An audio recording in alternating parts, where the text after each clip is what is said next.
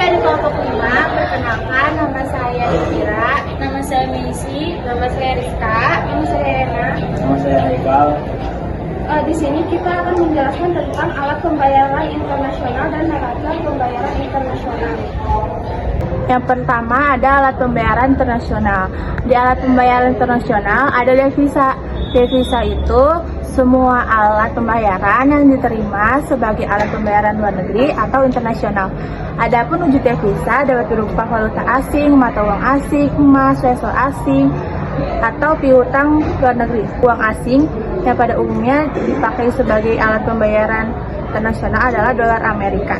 Visa memiliki fungsi antara lain sebagai alat pembayaran antar negara, sebagai alat untuk mengetahui tingkat kemakmuran suatu negara, sebagai alat untuk mengatasi kesulitan ekonomi, dan sebagai alat penimpun kekayaan.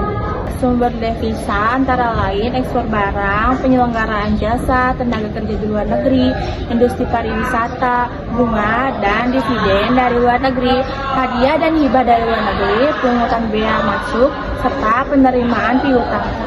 Penggunaan devisa antara lain mengimpor barang konsumsi dan bahan baku, industri dan sektor produksi lainnya, serta peralatan dan perlengkapan, melunasi jasa pihak asing seperti jasa perbankan, asuransi, pelayaran, penerbangan wisatawan Indonesia ke luar negeri, dan sebagainya. Pembayaran keuntungan atau dividen terhadap penanaman modal asing, melunasi cicilan dan bunga utang ke luar negeri, dan membiayai kegiatan warga negara di luar negeri, seperti kegiatan kantor perwakilan pemerintah, kedutaan atau konsultan di luar negeri, biaya studi pelajar atau mahasiswa di luar negeri.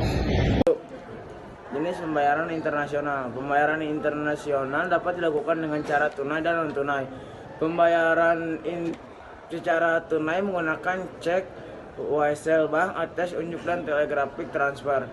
Adapun pembayaran non-tunai dapat dilakukan dengan cara pembayaran kemudian open account, commercial bill of exchange, letter of credit, private compensation, dan kuncinya. Neraca pembayaran. Yang A, pengertian neraca pembayaran segala transaksi yang dilakukan oleh suatu negara dalam hubungan ekonominya dengan negara lain, baik berupa barang, jasa, maupun modal dicatat secara sistematis di dalam daftar atau catatan yang disebut neraca pembayaran internasional, dalam kurung balance of payment. Jadi, neraca pembayaran adalah ikhtiar dari semua transaksi ekonomi internasional, perdagangan, investasi, pinjaman, dan sebagainya yang terjadi antara penduduk, pengusaha, individu, pengusahaan, atau pemerintah dalam suatu negara dan penduduk luar negeri selama 1 tahun, selama jangka waktu tertentu, biasanya 1 tahun, dinyatakan dalam dolar Amerika Serikat. Berikut contoh neraca pembayaran. Tujuan dan fungsi neraca pembayaran internasional. Penyusunan neraca pembayaran mempunyai beberapa tujuan, yaitu sebagai berikut. 1. Sebagai bahan pertimbangan bagi pemerintah untuk mengambil langkah-langkah di bidang ekonomi. 2. Sebagai bahan pertimbangan bagi pemerintah untuk mengambil kebijakan di bidang moneter dan fiskal. 3. Sebagai bahan pertimbangan bagi pemerintah untuk mengetahui pengaruh hubungan ekonomi internasional terhadap pendapatan nasional. 4. Sebagai bahan pertimbangan bagi pemerintah untuk mengambil kebijakan di bidang politik perdagangan internasional.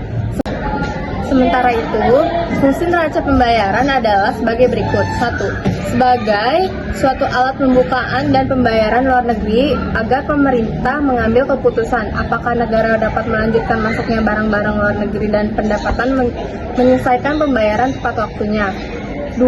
Sebagai suatu alat untuk menjelaskan pengaruh dan transaksi luar negeri terhadap pendapatan nasional. 3. Sebagai alat untuk mengukur keadaan perekonomian dalam hubungan internasional dari suatu negara. Dan yang terakhir yaitu sebagai suatu alat kebijakan moneter yang akan dilaksanakan oleh suatu negara. Yang ketiga ada transaksi finansial, menunjukkan transaksi perubahan kepemilikan aset dan kewajiban finansial luar negeri selama satu periode tertentu. Komponen transaksi finansial meliputi transaksi dalam rangka investasi langsung, investasi portofolio, derivatif finansial, dan investasi lainnya. Transaksi yang dicatat neraca pembayaran terdiri atas transaksi debit dan transaksi kredit. Yang pertama ada transaksi debit, digunakan untuk mencatat transaksi yang mengakibatkan adanya kewajiban bagi suatu negara untuk melakukan pembayaran ke luar negeri. Yang kedua ada transaksi kredit, digunakan untuk mencatat transaksi yang mengakibatkan suatu negara menerima pembayaran dari negara lain. Video dari kelompok kami. Wassalamualaikum warahmatullahi wabarakatuh.